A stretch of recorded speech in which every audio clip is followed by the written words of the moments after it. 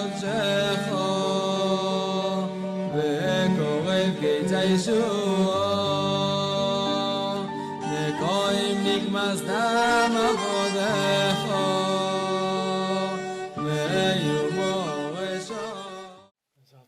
arrivé dans la Torah 47, le passage tête.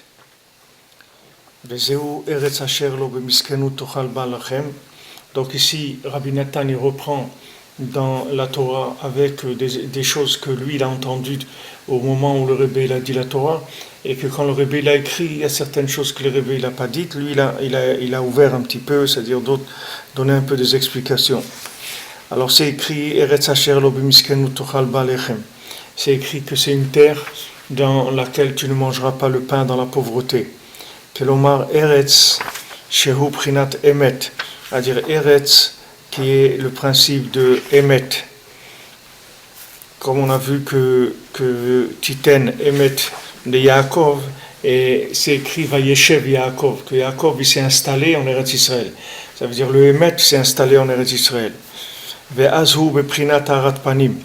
Alors quand maintenant quelqu'un il vit en Eretz Israël, ou quelqu'un il est attaché à Eretz Israël grâce à la tzedaka comme on a vu avant, alors il est dans harat panim, c'est-à-dire qu'il est dans la lumière du visage d'Hachem, c'est-à-dire qu'Hachem se montre à lui. Ve'eno bocher betafnukim.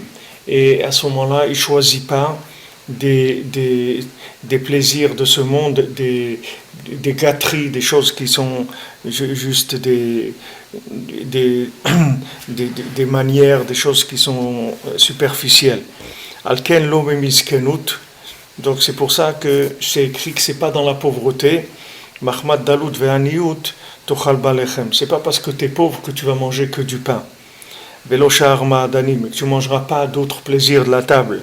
Rak mahmad shu beprinat emet, parce que c'est uniquement que la personne se trouve dans la vérité. Ve'u mufshat mita'avat achila, et à ce moment-là, il s'est débarrassé de la ta'ava, de la nourriture. Ve'no bocher rak belechem le'echol. Maintenant, il choisit de manger que du pain, c'est-à-dire que ce pain-là, il va le rassasier, il n'a pas besoin d'autre chose. Comme on voit le tam dans ses programmes, il mangeait que du pain et de l'eau, c'est tout. Et dedans, il avait le goût de toutes les choses qui étaient, de toutes les nourritures du monde. Donc maintenant, quand quelqu'un il se trouve dans le émet, alors ce émet-là, normalement, ça doit lui faire diminuer chez lui le désir de manger d'autres choses que de la nourriture simplifiée, comme le pain. C'est pour ça que la terre d'Israël s'appelle la terre de vie, qui est Ashpa'a Mimidat Yaakov, parce que la terre d'Israël, elle est alimentée par les mesures de Yaakov, c'est-à-dire par le comportement de Yaakov. Shenemar alav Yaakov Avinu lomet, que sur Yaakov Avinu, c'est écrit que Yaakov Avinu n'est pas mort. Donc, comme maintenant, c'est écrit que Yaakov Avinu n'est pas mort, donc la terre d'Israël qui est similaire à Yaakov Avinu, alors aussi elle n'est pas morte, ça veut dire c'est une terre de vie, c'est une terre vivante.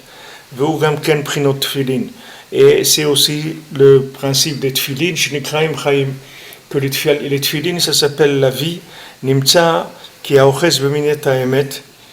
Alors celui qui de là on peut déduire que celui qui fait attention à être tout le temps dans la vérité, il a une parnassa dans le revar, c'est-à-dire sa parnassa, elle lui vient de façon large, parce que le principe du shefa, de l'abondance, elle vient, qu'il y a dans le monde, ça vient de la vérité, c'est-à-dire que c'est lié le principe de la vérité avec l'abondance. Donc en Eretz Israël, il y a de l'abondance parce que c'est une terre de vérité. Du fait que maintenant sa vérité, elle vient que Yaakov il s'est installé, Vayeshev Yaakov il s'est installé en Eretz Israël, ça veut dire la vérité s'est installée. Donc du moment où il y a vérité, alors il y a abondance. Et les tfilin, on a vu, c'est le visage d'Hachem, c'est la lumière d'Hachem qui s'appelle Chaim. C'est-à-dire, qu'est-ce qui s'appelle Chaim? Chaim, c'est quand on est en train de voir quand on voit la vie comme il faut la voir, c'est-à-dire qu'on voit Hachem dans notre vie. Mais quand quelqu'un ne voit pas Hachem dans sa vie, alors il va chercher à voir d'autres choses. Et qu'est-ce qu'il va faire, le pauvre? Il a besoin de se rassasier. Alors qu'est-ce qu'il fait? Il va chercher toutes sortes de bêtises parce qu'il ne voit pas Hachem. Mais celui qui voit Hachem, il a besoin de rien dans ce monde. Il est comblé déjà, il est satisfait, il a tout ce qu'il faut, il ne lui manque rien du tout parce qu'il a Hachem. Donc il sent une satisfaction, il sent une plénitude à l'intérieur de lui-même. Mais sinon, il est frustré, alors il a besoin d'aller chercher à combler sa frustration. Bien que maintenant, sa frustration, il ne va pas arriver à la combler, parce que sa frustration, elle va rester. Parce que la frustration, elle ne partira que le jour où il verra le visage d'Hachem. Tant qu'il ne voit pas le visage d'Hachem, il restera toujours frustré. C'est-à-dire qu'il lui manquera toujours quelque chose dans sa vie. Il vivra dans un manque permanent. Alors, et quand maintenant il essaye de combler ce manque avec de l'argent, avec de la nourriture, avec toutes sortes de plaisirs de ce monde, il ne fait que passer le temps, c'est-à-dire que s'occuper, essayer de fuir et de dévier le problème. Mais le problème, il est toujours là. C'est-à-dire un être qui ne voit pas Hachem, il est frustré. Parce que la seule chose qui rassasie un individu, c'est de voir la présence divine, de voir la miséricorde d'Hachem, de voir l'ashgacha pratit, c'est-à-dire de voir que Hachem se trouve dans tous mes actes. C'est-à-dire quand je vois la providence divine, ça calme énormément l'individu. Quand on voit de la providence, on voit de la présence d'Hachem dans nos actes, dans ce qu'on a besoin, on voit comment Hachem il vient, ils amènent une chose, une autre, qu'on a rencontré juste la personne qui pouvait nous aider, et dans la situation où il fallait, etc. Tout ce que Hachem il fait, qui se manifeste à nous, en dehors du Derech HaTeva, c'est-à-dire en dehors de tout ce qui s'appelle les lois naturelles. C'est-à-dire Hachem il vient vers nous avec des éléments qui sont des éléments d'Ashgacha, pas des choses qui sont des lois naturelles. Parce que les lois naturelles, c'est pas quelque chose qui va rassasier l'individu. C'est comme si maintenant vous travaillez quelque part et que le patron il vous donne votre salaire. Maintenant, votre salaire, c'est pas quelque chose c'est quelque chose de normal, c'est-à-dire vous travaillez, il donne votre salaire, c'est tout. Mais maintenant que si le patron vous fait un cadeau et vous rajoute quelque chose sur votre salaire, vous donne un billet d'avion gratuit ou quelque chose qui n'a rien à voir avec votre salaire, alors ça va vous donner une sensation de bien-être, une joie, etc. Mais si quelqu'un vous donne ce qu'il vous doit, alors c'est normal, ça ne va pas vous faire un effet. Alors tout ce qui vient des lois naturelles dans le monde, des fonctionnements naturels du monde, alors il n'y a pas la personne ne sent pas une satisfaction, ces choses-là. C'est-à-dire c'est pas quelque chose qui va nourrir de l'intérieur la personne, vraiment qui va lui donner une satisfaction profonde. Mais quand ce sont des choses qui viennent d'Hachem, où on voit la main d'Hachem, alors ça c'est autre chose. C'est-à-dire ça rassasie l'intérieur, ça donne à l'intérieur une satisfaction, un bien-être à l'intérieur, parce qu'on voit la présence d'Hachem. Rabbeinu il amène ça dans l'écouté Moharan. Il dit que quand un petit enfant, il voit sa maman, alors s'il était en train de jouer, alors il jette tous ses jouets pour aller vers sa maman. Parce que quand un enfant il voit sa maman, c'est au-dessus de tous les jouets. Pourquoi il était en train de jouer? Parce que maintenant sa maman elle n'était pas là, c'est pour ça qu'il était en train de jouer. Maintenant que sa maman est là, il n'a plus de raison de jouer. Ça n'intéresse plus les jouets. Il veut sa maman. Là c'est pareil, la maman aime la bina. La maman c'est la bina. La bina c'est quoi? C'est de voir la shgacha pratit, c'est-à-dire de voir dans une situation qui a l'air banale pour tout le monde, mais pour vous elle n'est pas banale du tout. Pourquoi? Parce que maintenant, si vous rencontrez quelqu'un que cette personne-là, vous avez besoin de la joindre, et vous n'avez pas son téléphone, rien du tout. Maintenant, vous sortez de chez vous, vous le rencontrez comme ça tout de suite, alors que ça fait des mois que vous ne l'avez pas vu. Et maintenant, vous avez besoin de lui parler, vous le rencontrez. Maintenant, quelqu'un qui vous voit rencontrer cette personne, pour lui, c'est rien du tout. Vous allez rencontrer quelqu'un, vous dites bonjour, et c'est tout. Mais vous savez qu'est-ce que ça veut dire. C'est-à-dire, vous savez que vous avez besoin de rencontrer cette personne. Maintenant, vous l'avez rencontrée. Alors, c'est quelque chose qui donne une plénitude intérieure. C'est-à-dire ça calme, ça montre qu'il y a un maître dans le monde qui organise la vie. Et quand on voit comment dans les petits détails, il est avec nous pour essayer de nous faire avancer, nous donner de la joie, etc. Alors ça donne une satisfaction, une plénitude intérieure. Ça s'appelle la lumière des Tfilines, ça s'appelle le Emet. C'est ça le Emet. Emet, c'est le visage d'Hachem. Le visage d'Hachem, ça veut dire que je suis arrivé à découvrir Hachem en dehors du système de la nature. Et après, quand je le découvre dans la Shgacha Pratit, c'est-à-dire dans la providence, après je vais le découvrir aussi même dans les lois naturelles. Parce que je vais me rendre compte qu'il n'y a aucune loi naturelle. Que naturellement, c'est-à-dire qu'il y a droit à rien du tout. C'est-à-dire ce monde, normalement, tout ce qui fonctionne dans ce monde, c'est rien que des miracles, même s'il y a des lois naturelles. Les lois naturelles, c'est des miracles aussi. C'est-à-dire qu'il n'y a rien de naturel dans ce monde. Je vais me rendre compte que chaque chose que j'ai, c'est des cadeaux. Même si apparemment, la plupart des gens, ils ont ça, c'est un cadeau. Combien de choses que dans l'humanité qui avaient l'air acquises et qu'aujourd'hui, elles ne sont plus là du tout. C'est-à-dire c'est quelque chose qui a disparu. Et pourtant, ça avait l'air acquis. Les gens, par exemple, ils fondaient des foyers, ils se mariaient, ils avaient des enfants. C'était la loi, c'était la façon normale de vivre, c'est-à-dire la façon naturelle de vivre. Et on voit qu'aujourd'hui, c'est pas du tout... On voit qu'aujourd'hui, quelqu'un qui est marié, qui a des enfants, c'est un miracle. C'est pas quelque chose de naturel. Parce qu'aujourd'hui, les gens, ils veulent pas se marier. Ou quand ils se marient avec n'importe quoi. Et donc, d'arriver aujourd'hui à se marier et normalement avoir une famille, avoir des enfants, etc., c'est quelque chose qui relève du domaine du miracle aujourd'hui. Alors qu'avant, ça avait l'air d'être quelque chose de normal. Mais on voit que quand la norme, elle se termine, alors on voit que c'est un miracle, mamash. Un miracle de se marier, de tenir, d'avoir des enfants, tout ça c'est des miracles, c'est pas quelque chose qui est normal. Alors ça, dans toute la Avodat Hashem, c'est comme ça. C'est-à-dire de toute la vie de l'individu, ce qui croit que c'est normal, et verra un jour que c'est pas normal du tout. Quelqu'un, il va au travail, il va au Hashem, il gagne sa vie, etc. Mais il ne faut pas croire que c'est normal. Il ne faut pas que c'est normal, parce qu'il y a des gens, ils sont partis au travail, ils ne sont jamais revenus.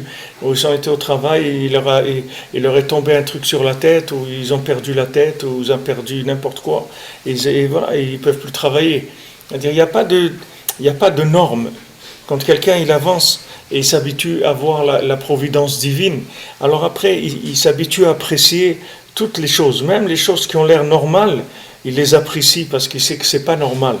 Il sait que c'est vraiment un cadeau d'Hachem de recevoir sa parnassa, de se lever le matin. Les gens, ils se lèvent le matin et ils pensent que c'est normal.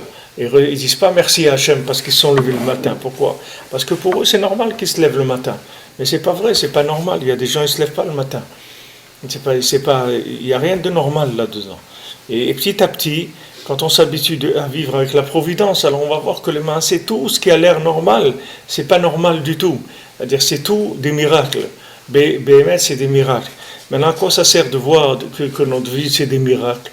Ça sert à se connecter à l'autre monde. C'est ça parce que l'autre monde, c'est un monde du surnaturel. Quand on parle des choses surnaturelles. C'est-à-dire surnaturel, ça veut dire c'est au-dessus de la nature, au-dessus des lois naturelles. Alors le surnaturel, ça attire beaucoup les gens. Les gens, ils aiment beaucoup le surnaturel. C'est pour ça qu'il y a des gens, ils rentrent dans les trucs des ovnis et des trucs comme ça.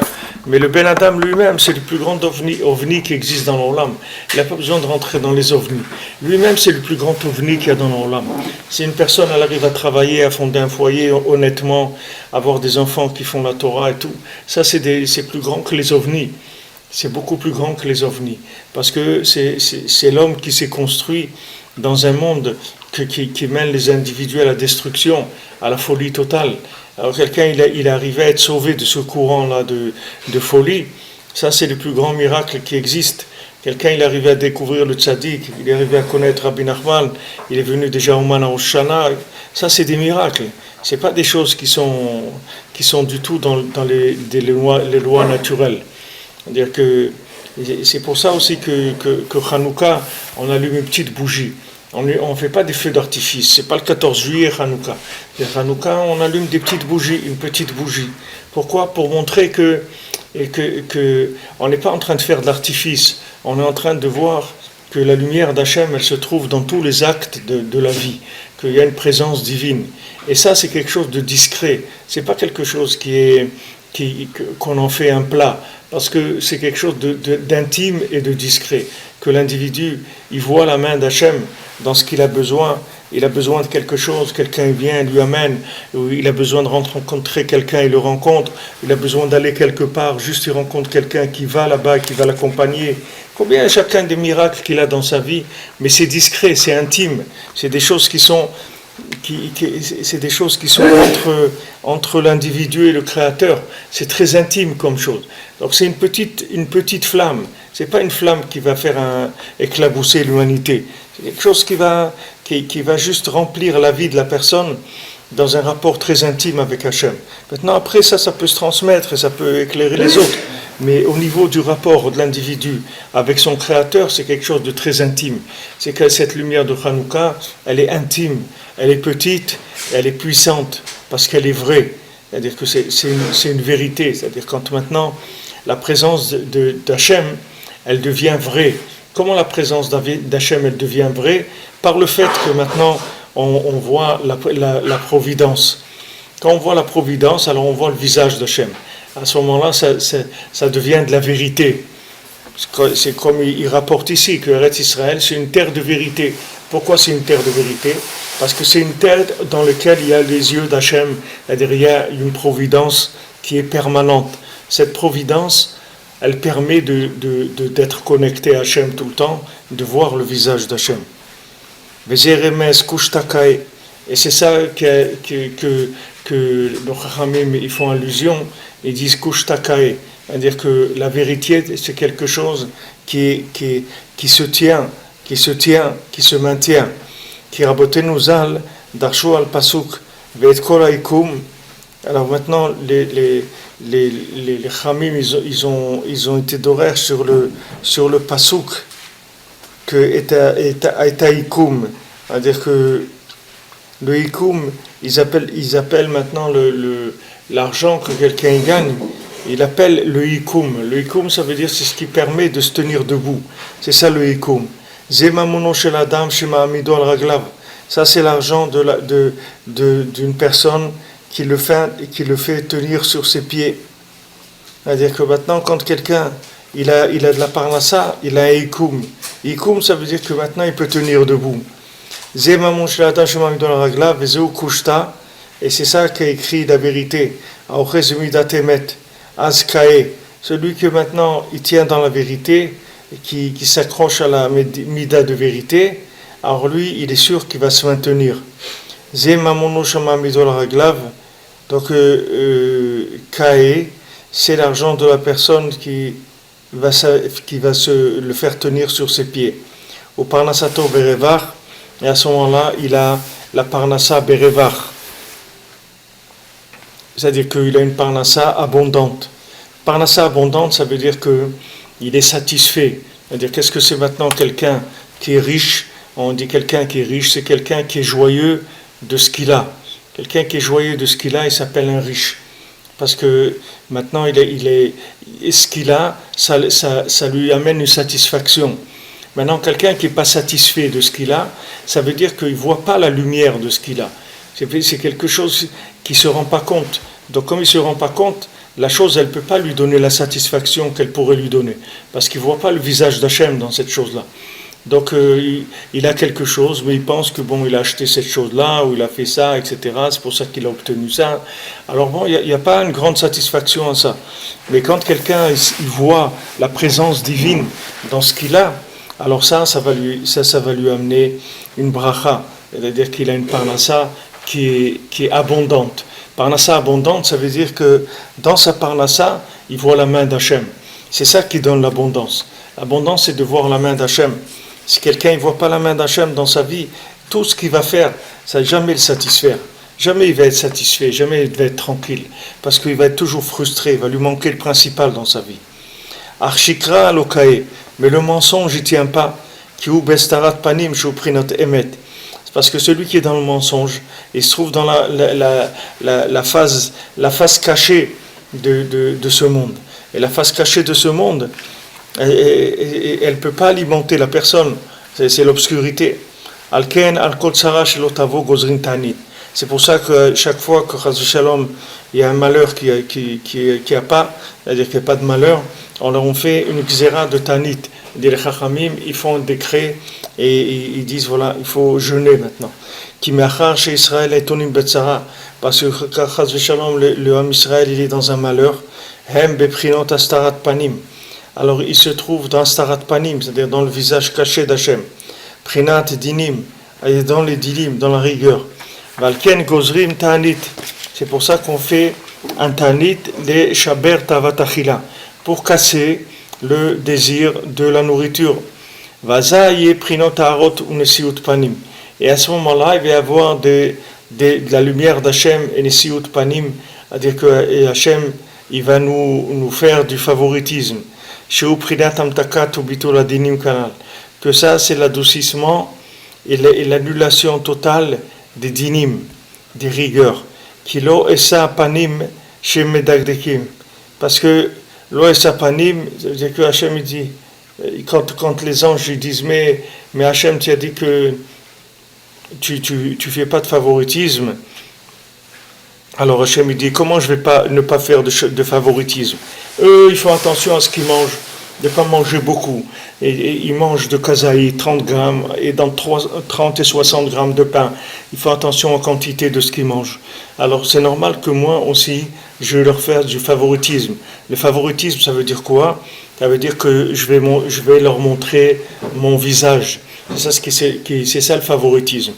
Il n'y a pas un plus grand favoritisme que ça, que de voir le visage d'Hachem.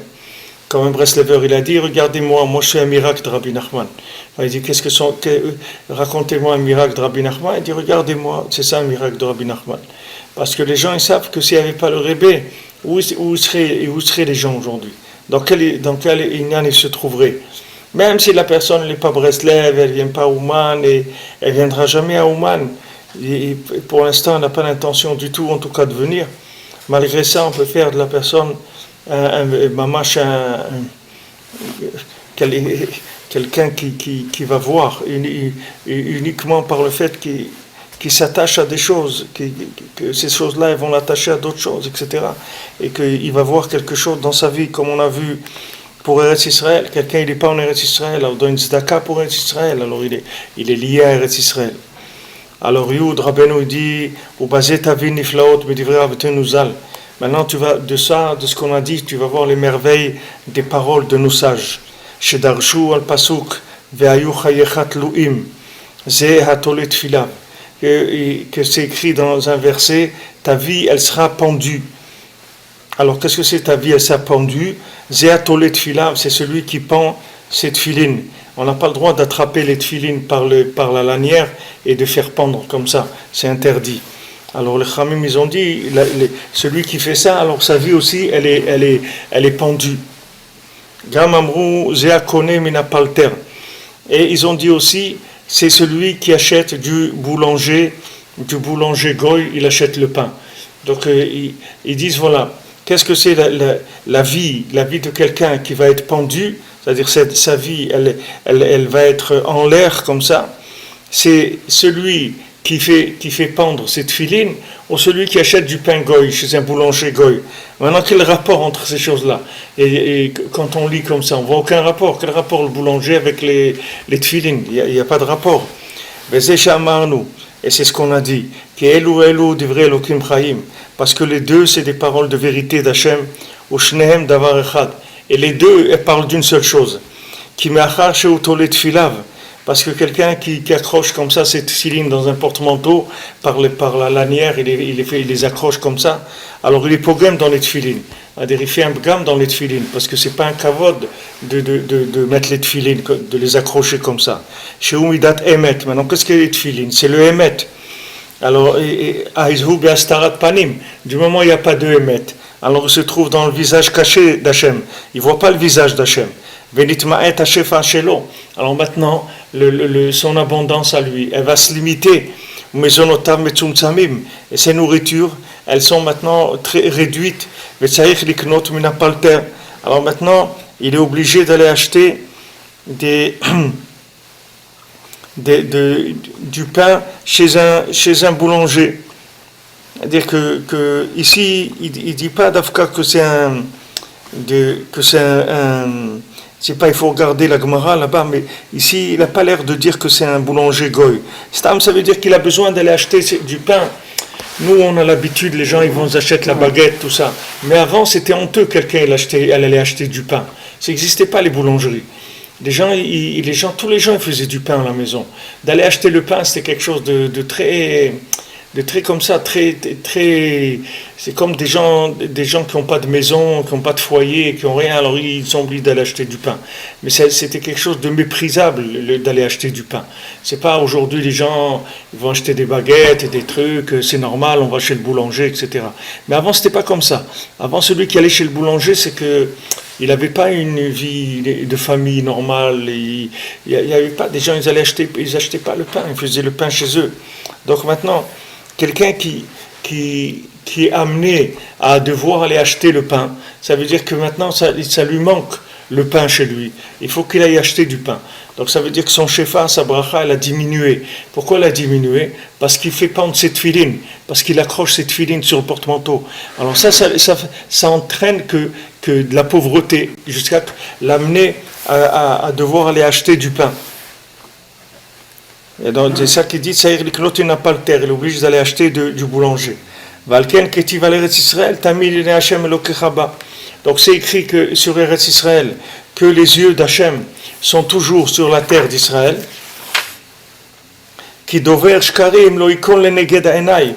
Parce que c'est écrit pour Hachem, il dit celui qui dit des mensonges, il se tiendra pas devant mes yeux. C'est-à-dire que si quelqu'un y ment, alors il ne va pas se trouver devant les yeux d'Hachem. Donc Hachem, il ne va pas le voir.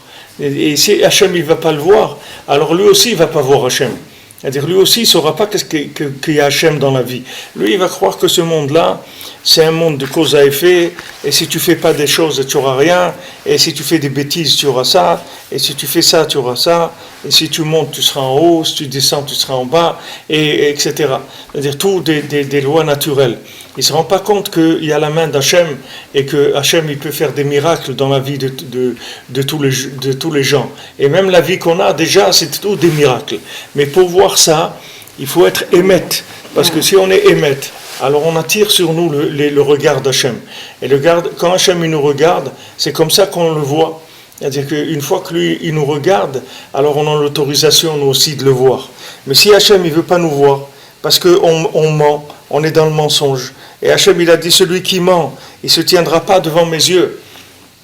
Quelqu'un qui ment, il ne se tiendra pas devant mes yeux. Comme il a dit Yehuda, quand il est venu chez Yosef, il lui a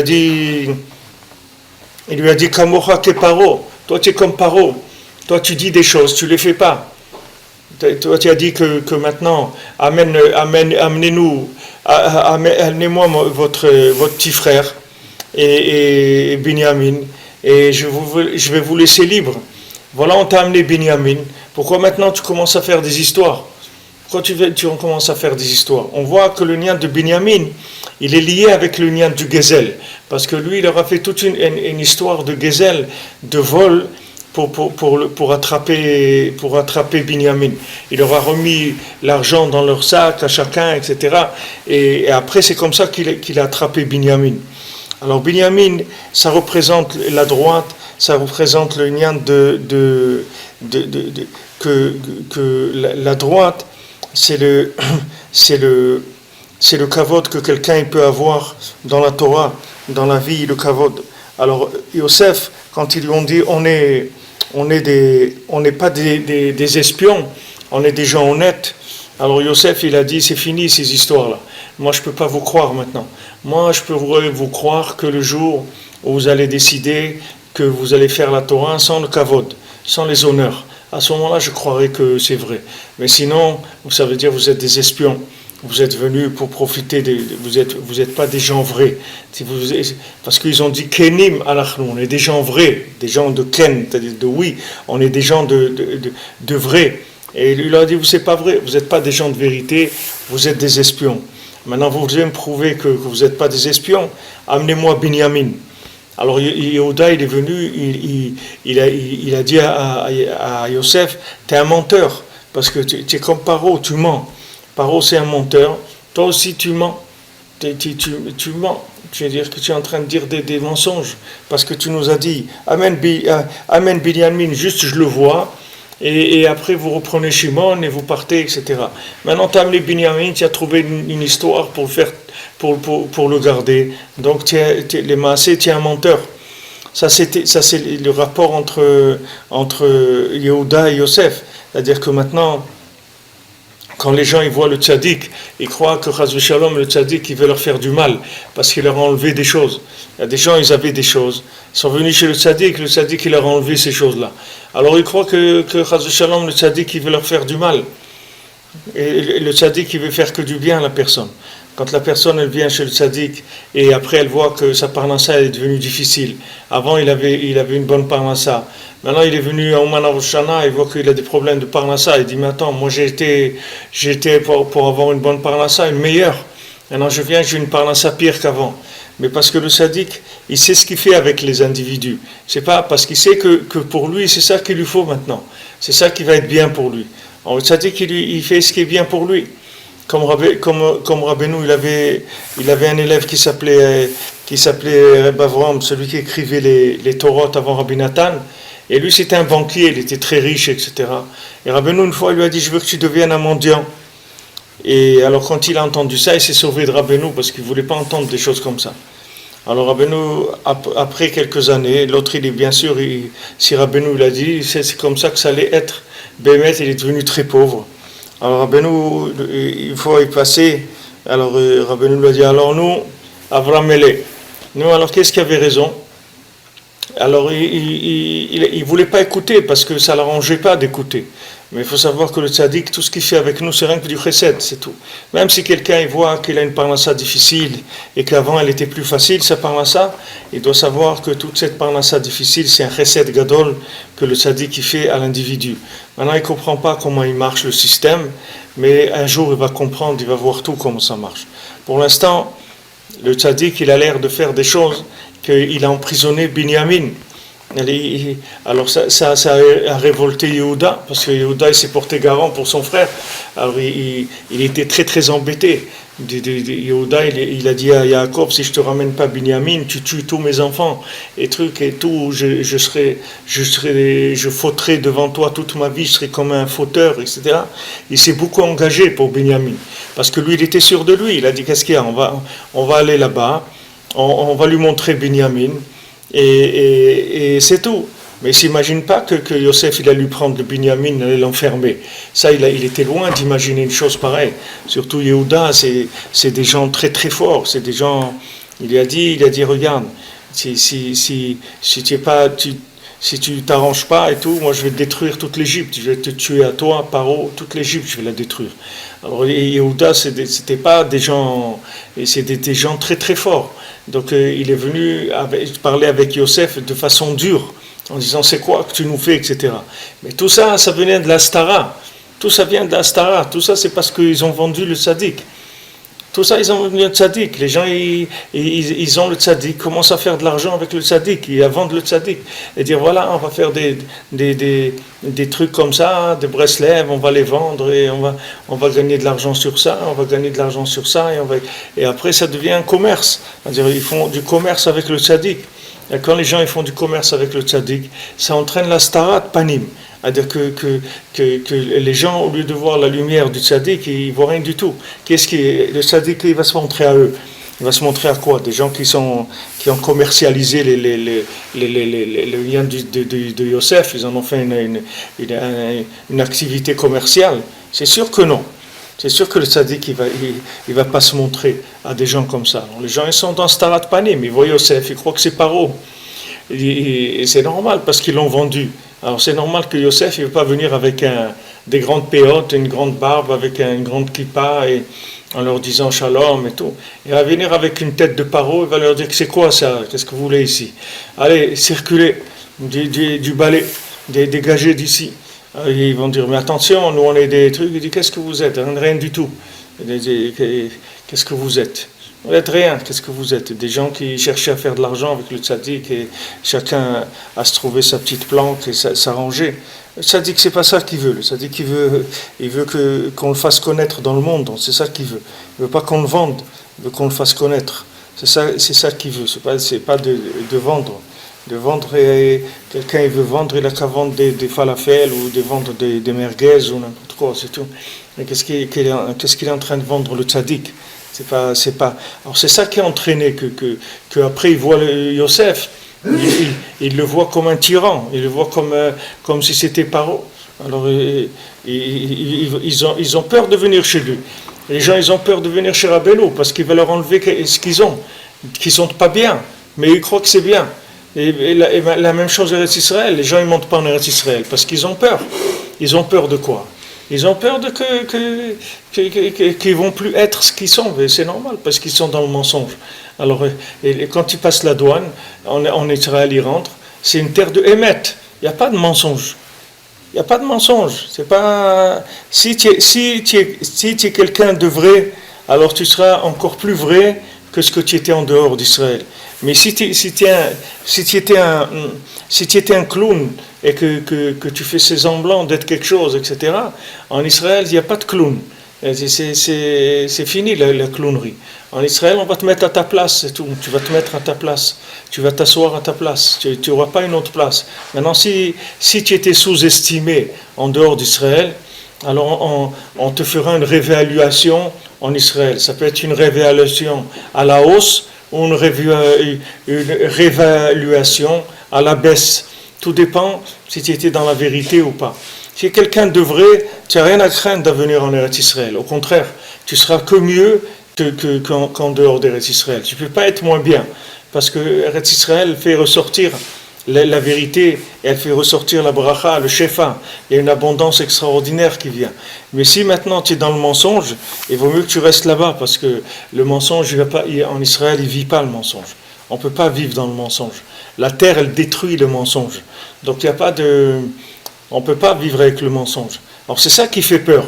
Comme lui, il voit Yosef comme ça, qui vient, qui s'impose, et qui leur dit alors, vous êtes tous des bandits, des escrocs, etc. Vous êtes venus ici, des explorateurs, vous êtes venus pour espionner, des espions, etc. Ils disent, mais non, pas du tout, on est des gens honnêtes. Et de quels gens honnêtes? Vous n'êtes pas des gens honnêtes du tout. Vous êtes des bandits, vous avez vendu le tzaddik. Alors, ils commencent à sentir que ça tourne au vinaigre et tout. Il leur dit, amenez-moi Benyamin alors. Amenez-moi le kavod, amenez-moi votre kavod. Dites, venez et engagez-vous que vous n'allez pas chercher les honneurs. Et à ce moment-là, on va parler. Vous voulez prouver que vous n'êtes pas des escrocs, alors amenez le kavod, c'est tout. Cherchez pas de kavod. Ne cherchez pas le kavod. Vous ne cherchez pas le kavod, les honneurs. À ce moment-là, on peut parler. Et sinon, il dit celui qui dit du mensonge. Il va pas venir devant les yeux d'Hachem. C'est-à-dire Hachem, il ne le voit pas. Donc ils viennent chez Yosef. Yosef, il les reconnaît. Et eux, ils ne les reconnaissent pas. Yosef, il les reconnaît. Lui, il les connaît très très bien. Lui, il les connaît très très très bien. Il les connaît comme une fois Rav Levitzrak, Shalom, il était à la gare à Kiev. Et il y a un opposant de Breslev comme ça qui est descendu d'un train ou un truc, il passait à côté de Rav Levitzrak. Et il a dit à Rav Levitzrak, il a dit, je vous connais à vous les Breslev, je vous connais. Alors Rav Levitzrak, il lui a dit, et toi tu te connais? Toi tu te connais? Toi tu connais les Breslev, mais toi tu te connais? C'est-à-dire, ça veut dire qu'est-ce que ça veut dire tu connais les Breslev? C'est-à-dire, quand on dit, ouais, je connais, qu'est-ce que ça veut dire tu connais? Tu connais rien du tout. Les gens, ils ont peur. Ils ont peur de venir à Ouman, ils ont peur de venir en Eretz Israël. C'est normal, parce que quand il vient chez Yosef, il leur dit, comme on dit, leur cas de vérité. Les gens, ils ne veulent pas entendre ça. Lui, il va entendre des berceuses, c'est tout. Quelqu'un qui va les bercer, qui va leur dire, voilà, mon honneur, mon maître, mon honneur, etc. Grand honneur, le grand truc, le grand. Mais chez le tzaddik, il n'y a pas des grands. Chacun, il se met à sa place. Si c'est un grand, alors le tzaddik Béhémet, il va lui donner une place très très grande. Mais si c'est un menteur, Il y a pas, ça ne va pas marcher. Il va venir chez Yosef, ça ne va pas marcher. Alors Yosef, il le reconnaît, mais lui, il ne peut pas reconnaître Yosef. C'est normal, parce que là où il regarde, il n'y a pas Yosef, puisque lui, il le vend à Yosef. Lui, il vend Yosef pour faire de l'argent. Est-ce qu'il va reconnaître Yosef? Oui, il va reconnaître Yosef. Il ne va pas reconnaître Yosef du tout. Où il va voir Yosef? Il ne va pas. Il cherche des intérêts, c'est tout. Alors quand il voit Yosef, il voit un paro. Il dit, celui-là, il est méchant, regarde, il nous vaut du mal.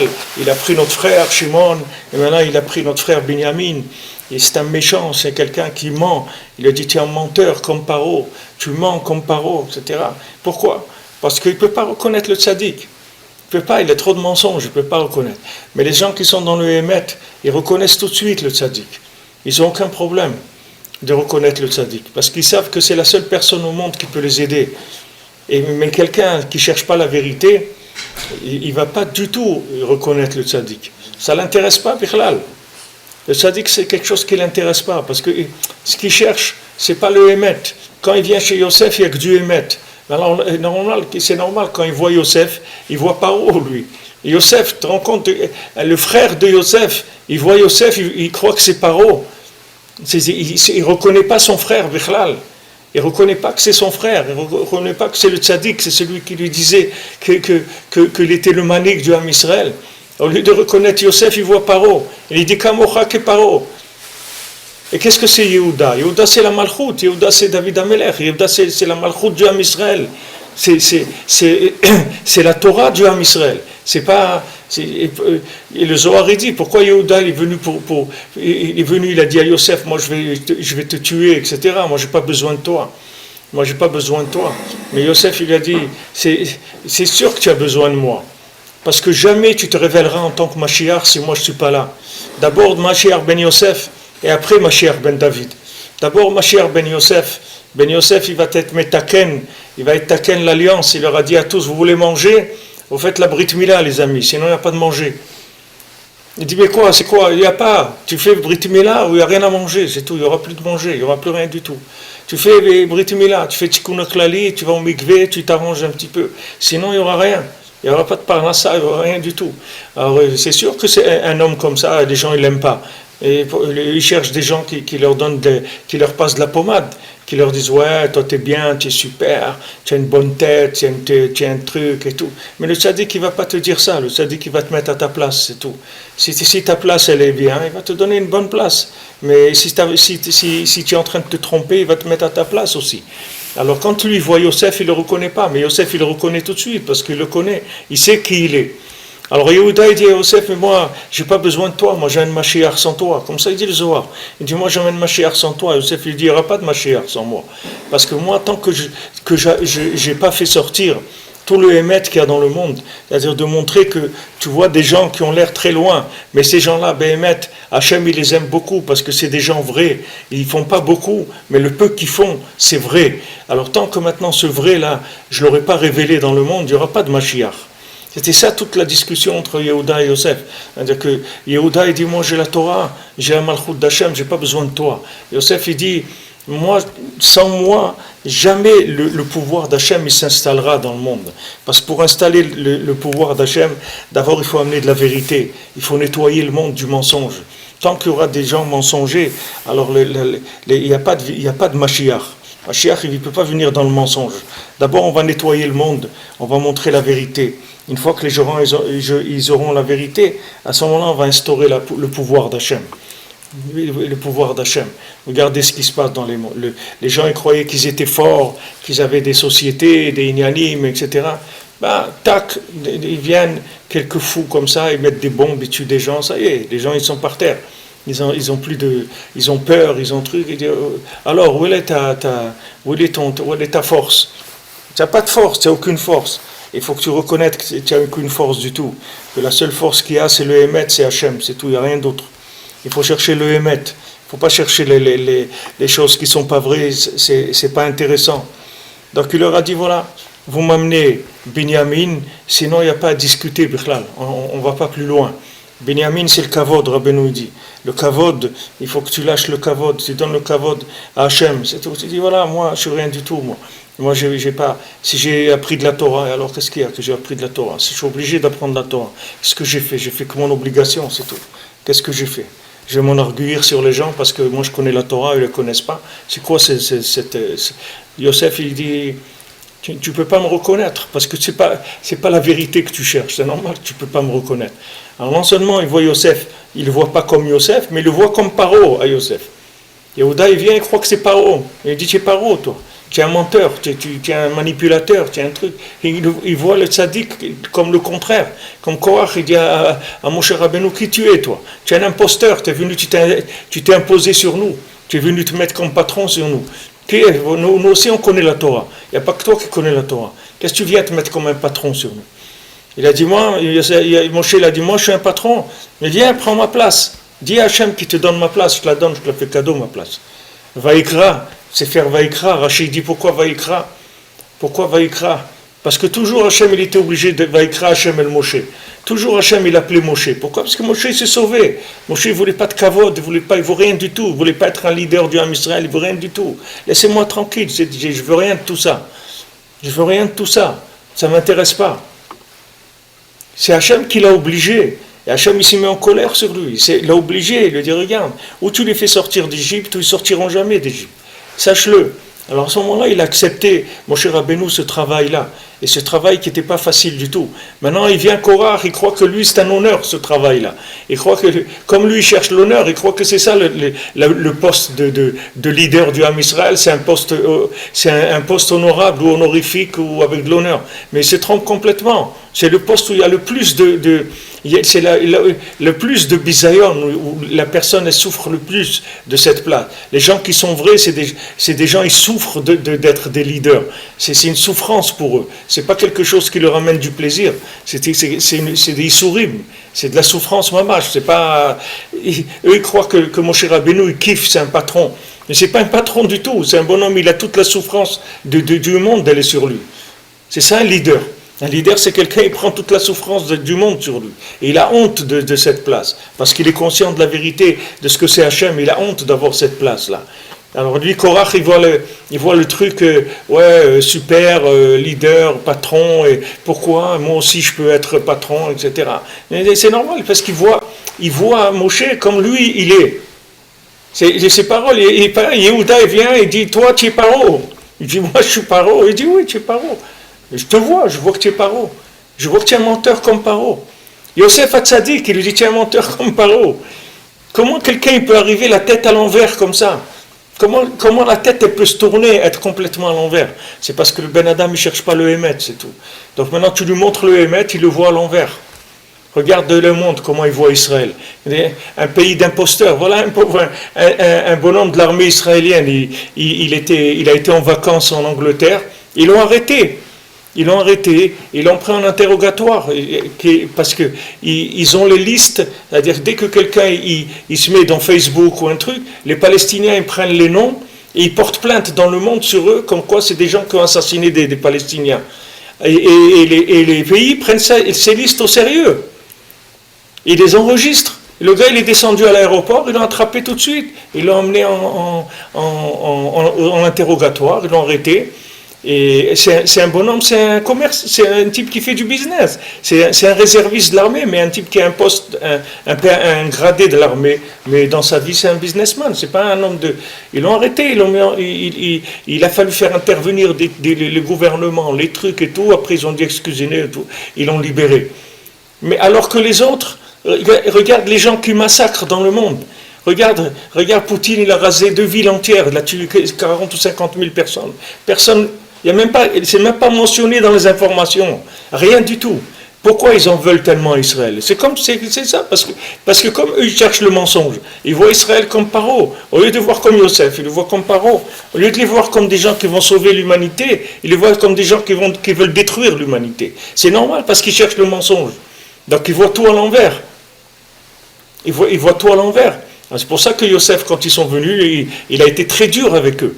Il a été très dur parce qu'il dit, vous ne cherchez pas la vérité, vous êtes des gens, vous êtes des espions, c'est tout. Vous êtes venus ici pour espionner, vous êtes des touristes dans la Torah. Vous avez envie d'utiliser la Torah pour vous faire des bons postes, vous allez être bien dans votre peau, etc. C'est ça que vous cherchez. Vous ne cherchez pas la vraie Torah, d'être attaché à Hachem Be'emet. Donc c'est pour ça qu'il était dur avec eux. Il a été obligé d'être dur. Combien de gens ils venaient chez Rabbeinu les jetait. Il disait, qu'est-ce que tu veux?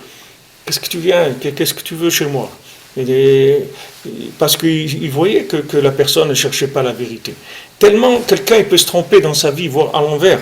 Et qui a écrit qui dover chez Karim, loïkol, les degeda.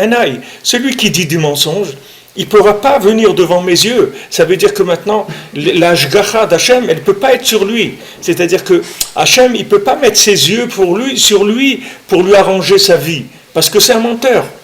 Et Hachem, le mensonge, il ne peut pas voir le mensonge. Donc automatiquement, le gars, il n'a pas d'ashgacha pratique dans sa vie. Il n'a pas de présence divine. Il n'a pas de providence dans sa vie. Donc il lui manque des choses. Il lui manque plein de choses. Parce que c'est normal, on ne peut pas le rentrer dans les normes de l'ashgacha pratique. Il ne rentre pas dans les normes, on ne peut même pas le voir. Parce qu'il ment. C'est ce qu'il dit ici. Acheret Israël, chez Midat Emet. Maintenant, Eretz Israël, c'est la Mida du Emet.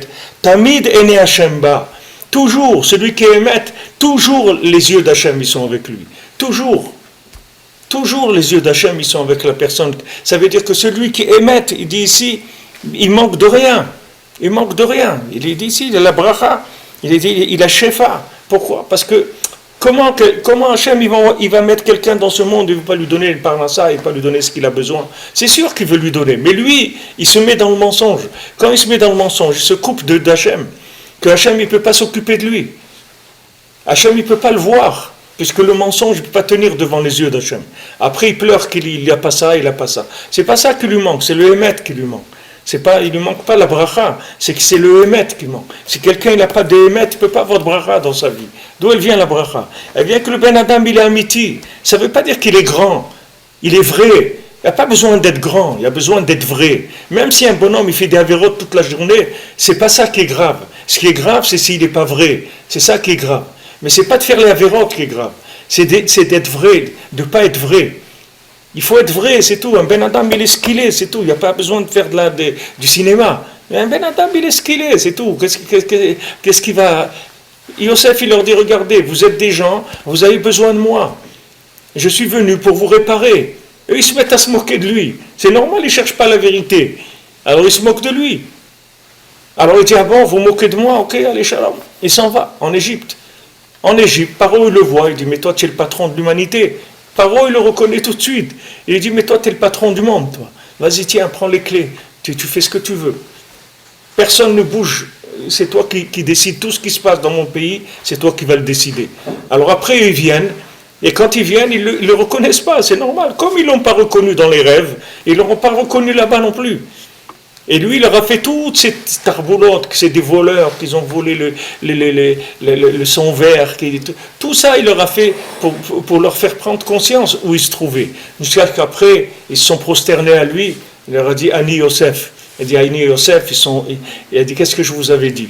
Je vous avais dit que vous allez vous prosterner, vous allez vous mettre à genoux devant moi, oui. Alors vous voyez que c'est arrivé. Et à ce moment-là, ça y est, ils ont reconnu la vérité. Mais tout ce qu'il a dû leur faire Yosef pour les amener à ça. Alors que normalement, quand il leur a dit je suis Yosef, au début, c'est la même chose qu'il leur a dit. Il leur a dit Ani Yosef, c'est tout. Et seulement ils se sont moqués de lui parce qu'ils ne sont pas passés par les épreuves. Après, il les a mis dans des épreuves. Où ces épreuves-là les ont emmenés à faire tchouva. À chaque fois, il faisait tchouva. Il se disait, attends, peut-être que ce qu'on a fait, on a vendu notre frère, on a fait de la peine à notre père, on a fait des choses terribles, etc. C'est au tchouva. C'est ça qui ont fait qu'après, il leur a dit, Ani Yosef. Après, ils ont eu peur qu'il les tue. Non, n'ayez pas peur. Vous n'avez pas à avoir peur. Parce que moi, je suis sous Tachat Elokim. Moi, je suis sous la volonté d'Hachem. Je ne vais pas vous faire du mal. Et mon pouvoir, ce n'est pas pour faire du mal aux gens. Mon pouvoir, c'est pour sauver les gens. Mais seulement, vous ne vouliez pas écouter. C'est tout.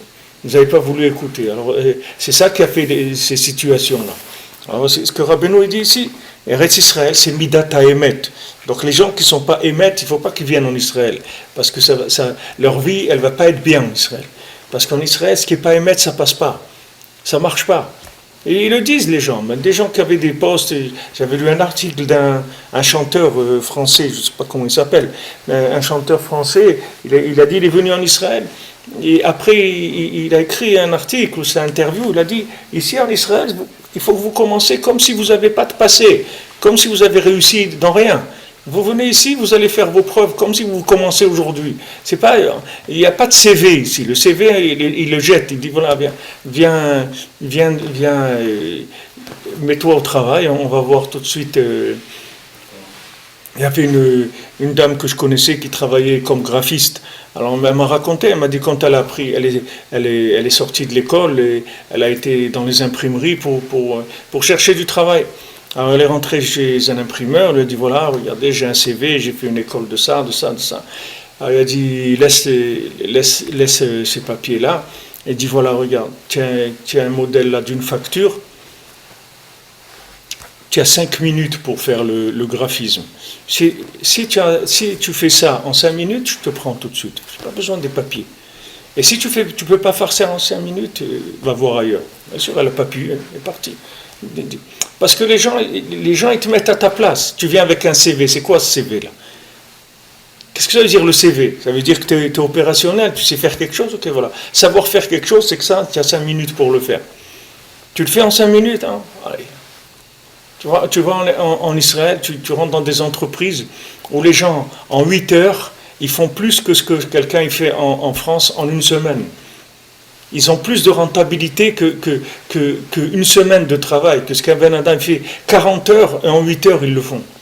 Parce qu'il n'y a pas, si tu te dis du métier, alors voilà, le métier c'est ça. Sinon tu ne t'appelles pas un professionnel. Tu es un bricoleur, c'est tout, mais ce n'est pas un professionnel. Un professionnel, voilà ce qu'il fait. Sinon il n'y a pas de... Tu peux pas... Toute la mentalité elle est comme ça. C'est-à-dire qu'on te met dans du vrai. Mets-toi à ta place, c'est tout. En Chutz-Laaretz, tu peux faire le clown, tu peux embrouiller les gens, raconter ce que tu veux. En Israël, il n'y a pas. Tu viens, on va te mettre à ta place et tu vas faire ce que tu as à faire, c'est tout. Donc les gens qui ne cherchent pas la vérité, il vaut mieux qu'ils restent en dehors d'Eretz Israël, parce qu'en dehors d'Israël, ils rentrent dans un système de teva que Hachem il a mis dans le monde, un système de teva, de loi naturelle, qui entretient tout le monde, sans vérifier si la personne elle est vraie ou elle n'est pas vraie. C'est un système de... Mais quand il rentre en Israël, il rentre dans une autre façon de voir les choses. Dans cette autre façon de voir les choses, il ne peut pas passer le mensonge. Tandis qu'en Chutz-Laaretz, il peut vivre avec le mensonge. On ne va pas venir l'embêter. S'il vient en Eretz Israël, ça veut dire qu'il veut du Emet. Ça veut dire qu'il veut s'approcher d'Hachem, il veut être plus proche d'Hachem. Être plus proche d'Hachem, ça demande, comme il y a des gens, il y a certains métiers par exemple, où quelqu'un s'il a un casier judiciaire, il ne peut pas les faire. Elle dit, monsieur, vous ne pouvez pas. C'est des métiers où vous ne pouvez pas, si vous avez un casier, vous ne pouvez pas faire ces métiers-là. C'est comme ça, parce que c'est des métiers qui sont plus importants, plus proches de certaines, du pouvoir, etc. On ne peut pas. En Israël, c'est pareil. Quelqu'un, il vient en Israël, il vit proche d'Hachem. Hachem, c'est Emet. Tu veux te rapprocher de Emet, sache que ce qui était des entourloupes, ça ne va pas marcher ici. Alors, fais attention. Voilà, c'est bidiouk les mots que Rabbeinu dit ici. Tamid ene Hashem elokechaba. Tout le temps, les yeux d'Hachem, ils sont en Eretz Israël. Qui dover shkarim lo ikon lenegeda enai. Celui qui dit du mensonge, je ne peux pas se tenir devant moi. Eretz Israël, imidat emet. Tamid ene Hashem ba. C'est la mida de emet. Et les yeux d'Hachem, ils sont toujours sur Eretz Israël. Ça veut dire que le Emet, ça veut dire une présence effective, un contrôle permanent d'Hachem sur ce qui se passe. Donc celui qui n'est pas clair, il vaut mieux qu'il reste dehors. Il viendra le jour où il sera... Ou bien il vient, mais il s'écrase, c'est tout. Il dit, regarde, moi je suis quelqu'un de pas clair et tout, donc je vais me soumettre. Ce qu'on me dit de faire, je vais le faire parce que j'ai des problèmes. J'ai pas envie qu'on me prenne pour ce que je suis pas, donc je vais me soumettre. Ça c'est la Nekuda que Rabbeinu rapporte ici en rapport avec la paracha Bezat Hashem. Chanukah Sameach et Shavua Tov. Et Bezat Hashem, on se retrouve à l'antenne demain.